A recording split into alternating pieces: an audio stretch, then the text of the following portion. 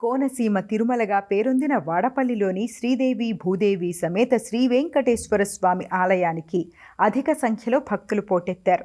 7 శనివారాల వెంకన్నకు 7 ప్రదక్షిణలతో మొక్కులు తీర్చుకునేందుకు వేకువజాము నుంచే భారీగా తరలివచ్చారు భక్తులు. స్వామివారి తొలి హారతితో గోవిందుడు భక్తులకు అభయ ప్రదానం చేశాడు.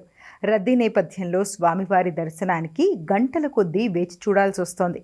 ఈ నేపథ్యంలో భక్తులకు ఇబ్బంది కలగకుండా ఆలయ డిప్యూటీ కమిషనర్ నల్లం చక్రధర్రావు ఆధ్వర్యంలో సిబ్బంది ప్రత్యేక ఏర్పాట్లు చేశారు.